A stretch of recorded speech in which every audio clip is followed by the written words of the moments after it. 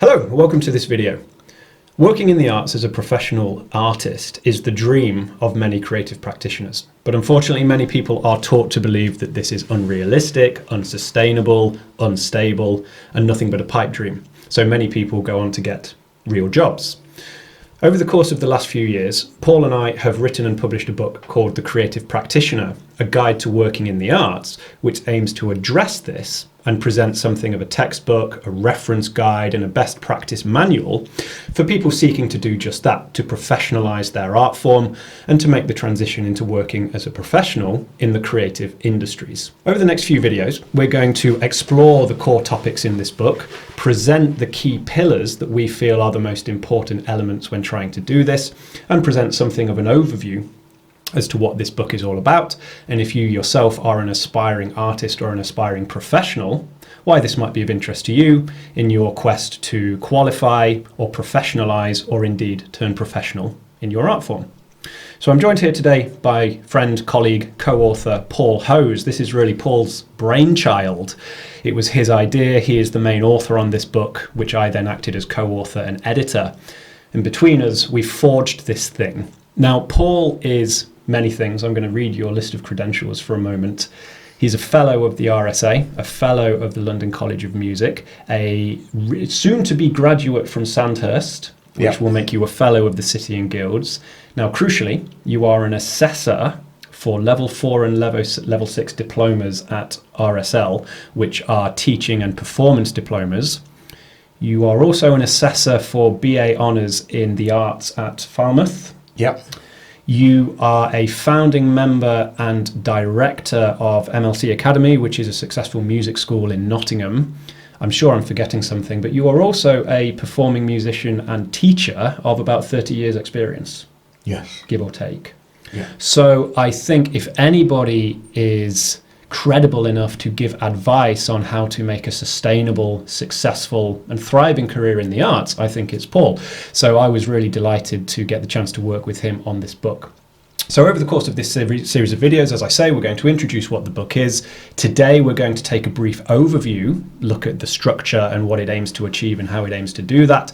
And then over the next few videos, we're going to explore the key aspects in detail to give you an idea of why this book is useful, to give you some things to think about, because whether or not you choose to get a copy of the book for yourself, the elements involved, I think, are worth thinking about for your own journey, and to tackle them in a little bit more detail. A few things to say before we get started. The book is available physically worldwide. It is available as a digital PDF, and it is available on Kindle. You can get it from Amazon. You can get it wherever you get your ebooks from. You can get it direct from jonathancurtis.co.uk. And if you like the things we're talking about here, we have a podcast. We do. Of the same name, The Creative Practitioner, a guide to working in the arts, where we spend a long time talking about these concepts in a much more meandering and casual way. So feel free to explore that.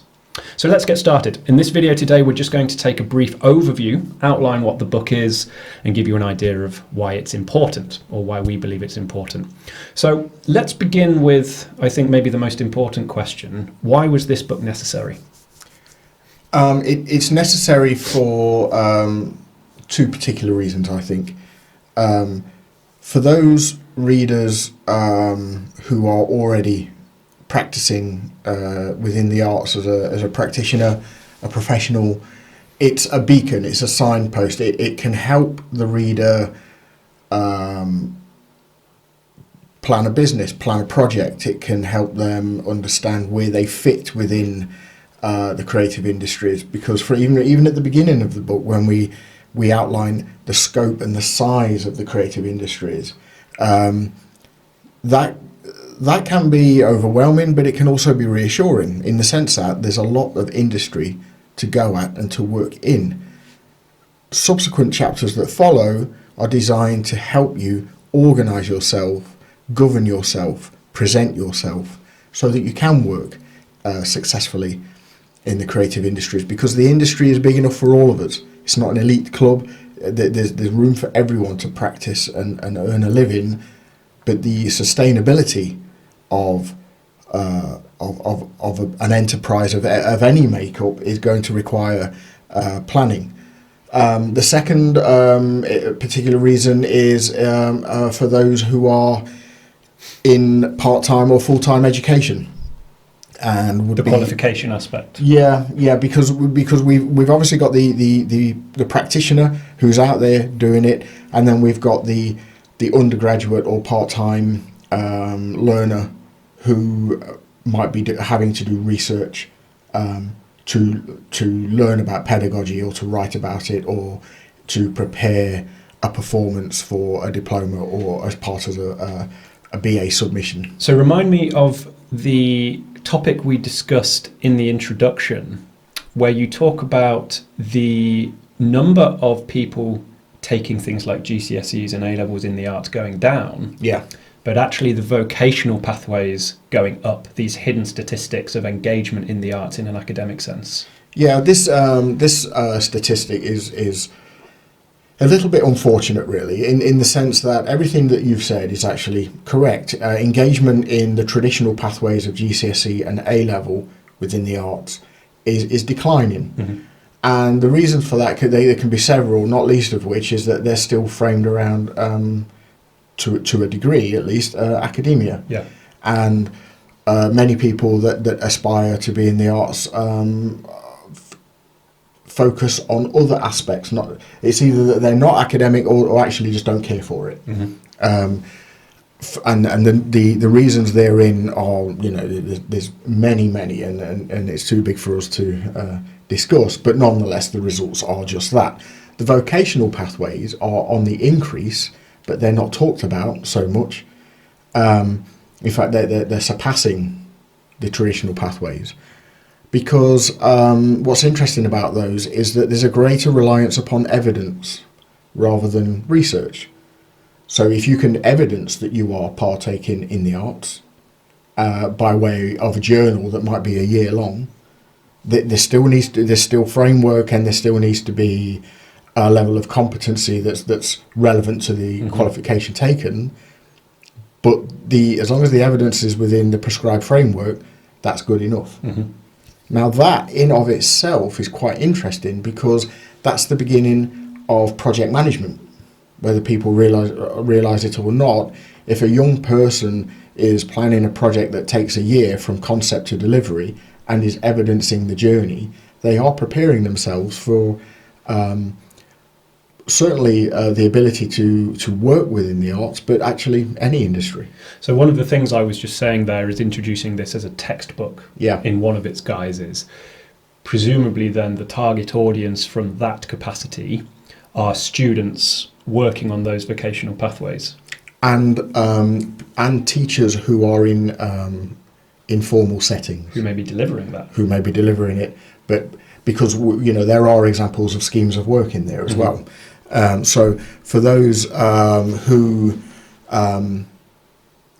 maybe have been a performing artist for a long time and have the opportunity to deliver sessions in an informal way or in an out-of-school setting, you still need to be able to get to know the needs of the student or students, devise curricula that's right for them, right for the institution, plan resources. Resources include space and time, not just equipment, and deliver the scheme of work to the agreed requirement.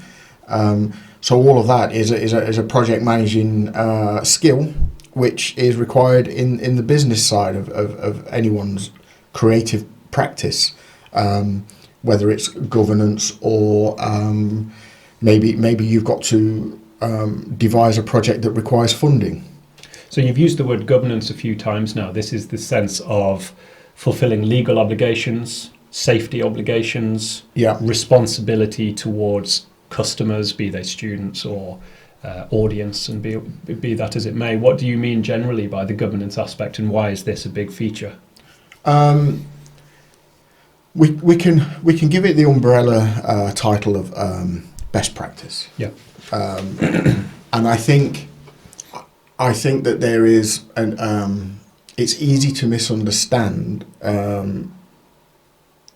one's relationship with other stakeholders.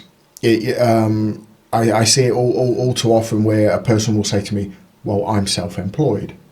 Yes, therefore you have many relationships to manage, Mm-hmm. and they're all different, Mm-hmm. and they'll all have different needs Mm-hmm. for you and of you. And that's something that the book addresses well. A couple of credible examples would be, if you are teaching the arts, and you're self-employed, you can have one working model with private students where you charge whatever you want in an environment that's agreeable and all the rest of it. You still might teach level 2 vocational pathway to a group of students in a school or a high school. That will be a different relationship, a different set of parameters, different fee structure, different contractual, different. You might have to go on several more courses. You might need Safeguarding courses. Yeah, you might need basic first aid training. Like it just depends on the parameters. Or from a performance aspect, this might include things like PAT testing and equipment safety. Yeah. If you're putting on a performance and things like that. Yeah, and also risk assessment. How even if we just stay within the performance pillar, if you are hosting a performance, is the venue safe for the performers and the audience? Where does your responsibility begin and end? So one of the elements then that we've talked about is this idea of the book signposting these things. Yeah. There's a lot of things that artists don't necessarily think about that when they become professional they need to think about. Safeguarding being one of them if you're working with children or vulnerable people, audience safety, equipment safety. What is the signposting element of this book all about then? What's that trying to achieve?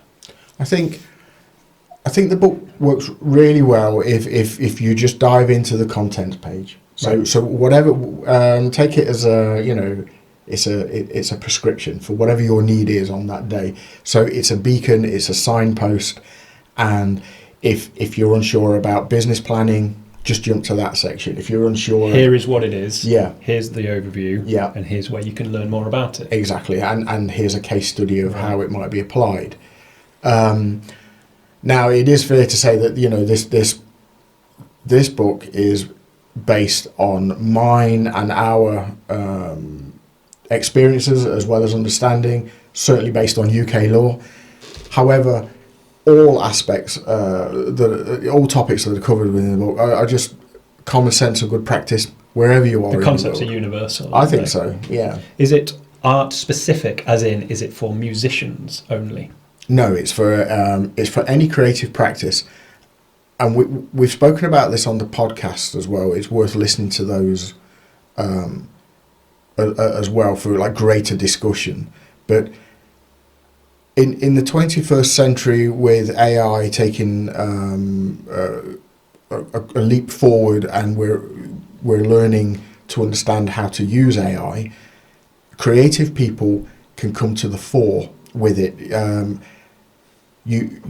I would argue that any self-employed person, or in fact any person, you need to think creatively about the solution to whatever challenge is facing you. So if you can operate creatively, you will be successful. So its primary focus is any art, any performing art, or any art for that matter, but actually take it on a broader sense. Doesn't matter what sector you're in, the best practice, safeguarding, and governance section of this book is relevant. Two of the main themes that we talk about an awful lot are sustainability and professionalisation. Yeah. The professionalisation ties in a little bit to the qualification and the vocational pathways you were talking about, but professionalisation generally, which we'll come on to in the next video on academic rigour. Yeah. But briefly, what is the importance and what are the main ideas behind the sustainability and the professionalisation? Let's go in that order. Yep. If you are looking to do this as a career, in one aspect, sustainability is only sort of proven in the rearview mirror. Yeah. Okay, but to get there, you need a plan. You need a plan that can change, because the economy or the landscape is ever changing these days. And again, that's where the academic rigor comes in. But we'll get onto that in a moment. So you need to understand that the sector is becoming increasingly competitive. Certainly for people who are already trading successfully in the sector, but also for the amount of undergraduates every year that graduate and enter the sector. It's a growing sector. It is, and more people are wanting to get into it. So you need to be able to tell your story very well, and that comes onto the academic rigor. So uniformity, maybe you'd call that branding. If what is the output? Is it teaching? Is it performance? Is it recorded performance or live performance? And it's all with a view to sustaining it over the whole career, right? Yeah, but and also because the whole book really is like life. It's a Venn diagram, in the sense that you can have your academic rigor and your sustainability, but what will help you with that is an understanding of business planning. Yeah. So if, for example, you aspire to record an album, well, there's going to be costs associated with that. There's going to be project planning associated with that. Contracts. So nothing is in isolation. So the professionalisation and the academic rigour are umbrella topics, but they require other skill sets to fulfil them. So the sustainability argument is very important if you're looking to get third sector funding, for example. If you are looking for another to invest you need to be able to demonstrate that you might have a 2, 5 and 10 year plan.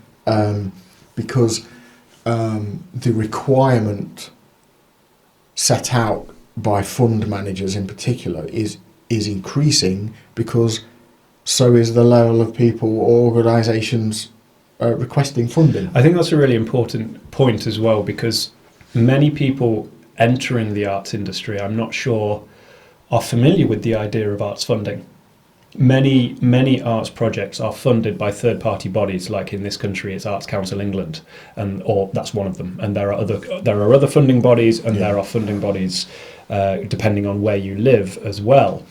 But it can be quite a stark shock if you are a creative type, you have a vision, whether that's an album or an exhibition for your textiles or whatever it may be, that all needs paying for. That will often require third-party funding. And when you apply for this funding, it can be quite a shock to see the level of academic rigour that is required, how to present your ideas in a way that extols the benefits of them, talking about how it's applicable to an audience, how it has value as an art, how it might be educational, how you are going to budget it, how you're going to timeline it. If your focus is solely on the art itself, that can be quite a shock. I know this firsthand. I've applied for funding many times and I've been successful sometimes. The amount of work you have to put into a proposal can be the equivalent of an academic essay. It can be the equivalent of a dissertation. You've got to make your case and convince a body of people why your work is valuable and why it justifies the price you've put on it.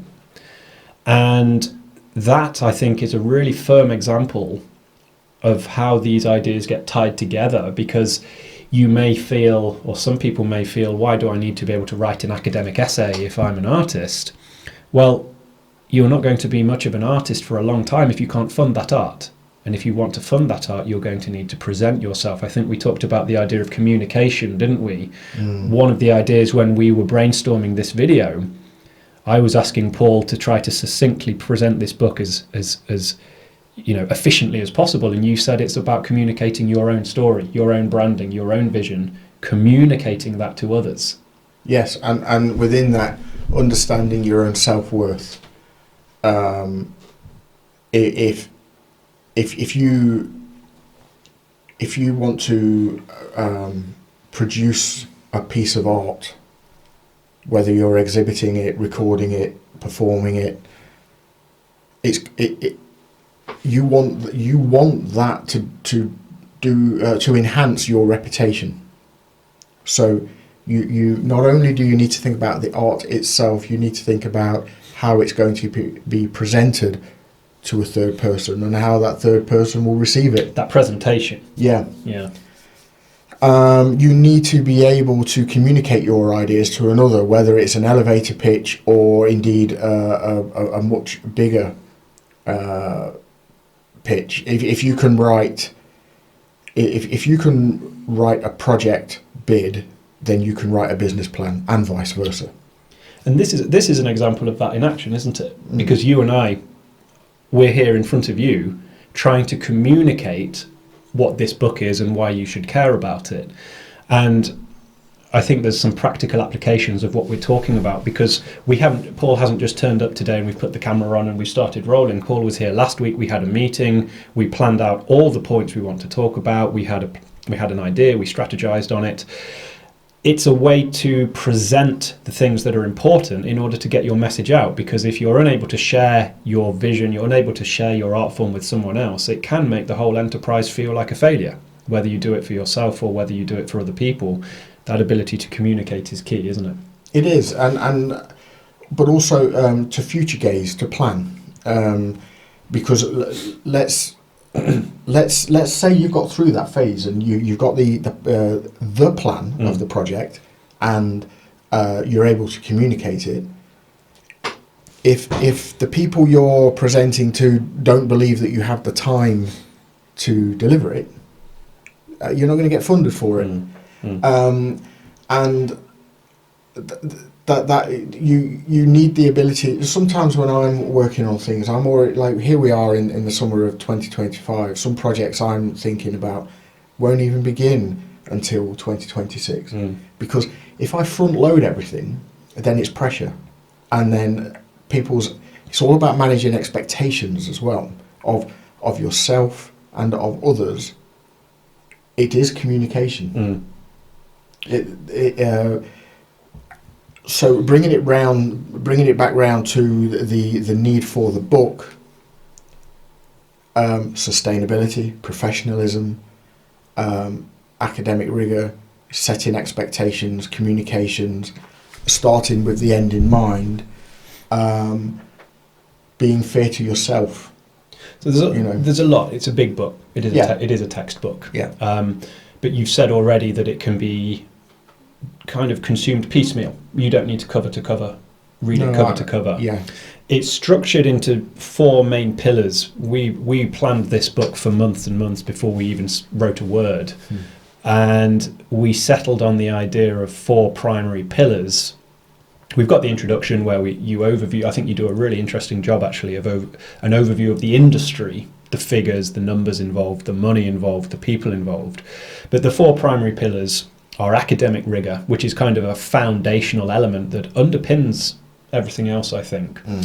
And then the 3 main ones to do with the art itself, which is performing it, teaching it, and running a business or selling it, essentially. Talk me through briefly those 4 pillars, what they are and why they're important. So the academic rigor is the foundation from which you're going to build your house. So who am I? What am I doing? Who is it for? That's a really important part of it, because who is it for will determine how you then present yourself. Are you a teacher? Do you need to research? What kind of research do I need to do? How do I present that research? How formal does it need to be? If you are a performer, who am I? Who is my art for? That will lean into much more audio-visual branding. There are some practical elements as well, aren't there? Rehearsals, practicing, subject knowledge. Yeah, things that when you talk about the rehearsals and the performance and the subject knowledge, the reason that that's a really important part of the performance chapter is because a lot of that knowledge is assumed. And if you've been doing it for a while, or indeed a long while, your assumed knowledge bank will be vast. But if you are coming at this and you've never done it before, where to begin? And that's why we talk about you spoke about the piecemeal approach. That's the best way with this book. If you want to do, let's say you're a teacher and you've got 10 students and you want to do an end of year concert, go to the performance chapter and go about planning your public facing performance. And that's where the governance and the obligation and responsibility comes in as well, that you may not necessarily think about when you're just wanting to get students on stage. That's right. And don't be afraid to ask questions. So if you are engaging with a venue, where's your risk assessment? What's your fire procedure? Where are your PAT testing certificates? Yeah. Now, what's interesting with this is when you're doing it by professional, we don't necessarily mean big money. It's just a way of working. Yeah. Right? If you're doing these things in a professional setting, no one will be offended by those questions. They'll just go, there you go. It's normal, isn't it? Yeah, because that's the best practice. They are the conventions and the norms. If you're working with people that get affronted or afraid of contracts or questions like that, try to pull them away from feeling threatened. Don't put your own bias in at this point. That's something I've learned over the years. Try to bring them away from threat into opportunity. So if you're dealing with an inexperienced creative practitioner who is artistically brilliant but has a phobia of contracts, don't feel threatened by that. Help them not to feel threatened by that. It's mutually beneficial. It is, because it's the win-win. Everybody wins. Yeah. So you will need to be the leader of your own practice within this. You can't work in isolation. Even if you are self-employed, i.e. you employ yourself, the second that you take money from another person, you are collaborating. And that in itself carries so many risks and obligations, doesn't it? Because you've suddenly got to think about your tax. Yeah. You've got to think about, well, someone's paying for this service. Yeah. So do I have a returns policy, or do I have a safety policy, or am I insured against this, that and the other? Yeah. And I think it's really interesting when you consider this from the other side as well. We're delivering this from the point of view of you, the artist. But if you think about you, the citizen, you, the person in a society, my daughter has ballet lessons. So she goes to a school of dance in the area. Well, that school of dance has gone through everything we've talked about. They take our money and they take our child, and they have that child with a group of others for 3-4 hours.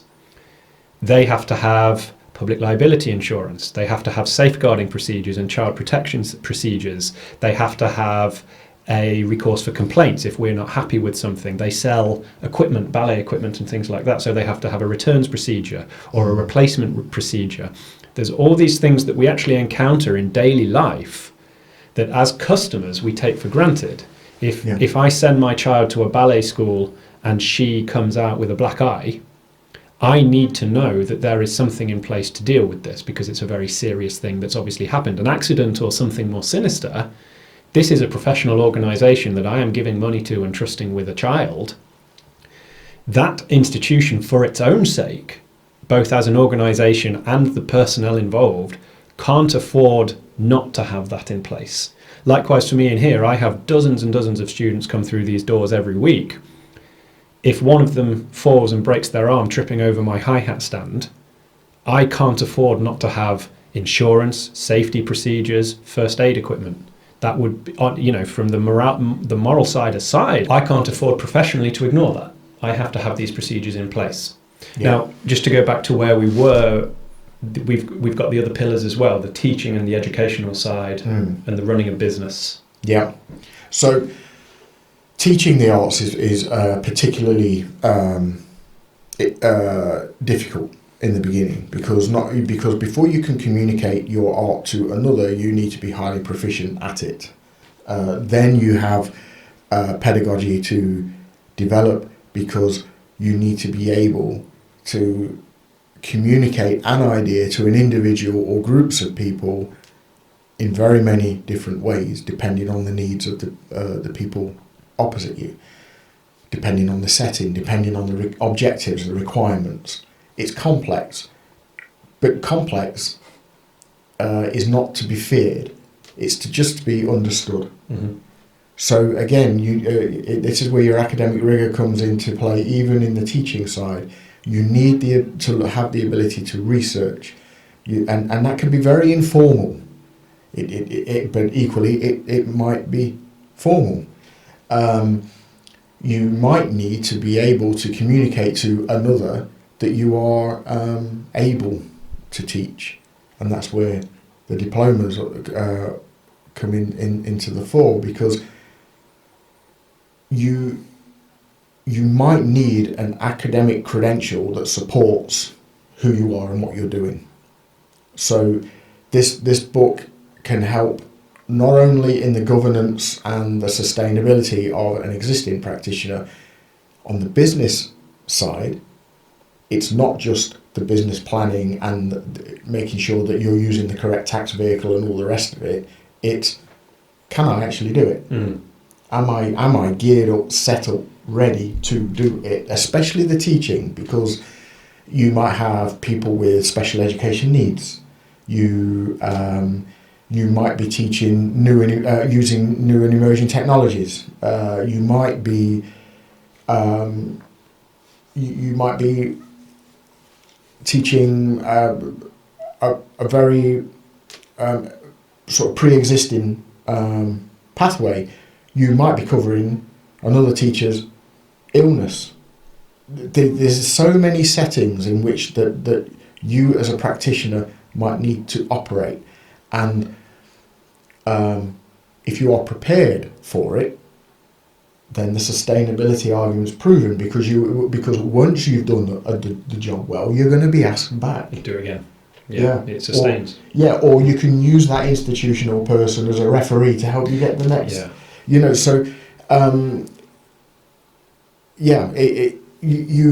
can't work in isolation. Well, that ties into the business pillar, doesn't it? Which, yes, it has the vehicles and the governance and the obligations, but you also make quite a big point about collaboration, networking, which are business skills as much as artistic skills. Yeah, it's an interesting one, because as a younger man, I kind of concluded, rightly or wrongly, that people who wanted to work in the arts didn't want to conform to conventions and norms, therefore chose the arts. Yeah. There is going to be a degree of truth in that. And irony. Yeah. but actually, if you subscribe rather to the argument that even if you have one student, you are collaborating.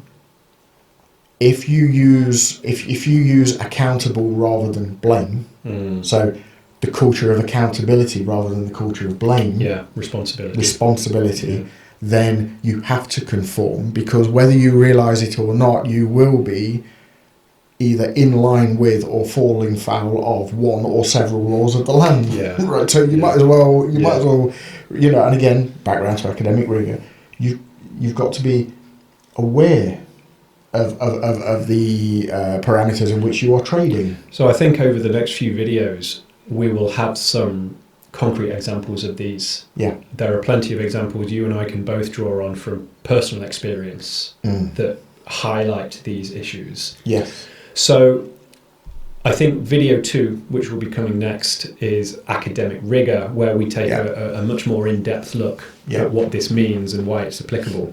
And then following on from that, we will address the 3 pillars themselves: teaching, performing, and business, or as you said, doing it, teaching it, and selling it, which I think is great. That's the way we sustain ourselves as artists. If you've enjoyed this, you can listen to us much more on the Creative Practitioner podcast, wherever you consume your podcasts, and the Creative Practitioner itself is available worldwide, physically, digitally, and on Kindle. We'd love for you to get in touch, jonathancurtis.co.uk, paulhose.com. Get in touch, say hello, ask your questions, and we hope to see you on the next video. Thank you very much. Thank you.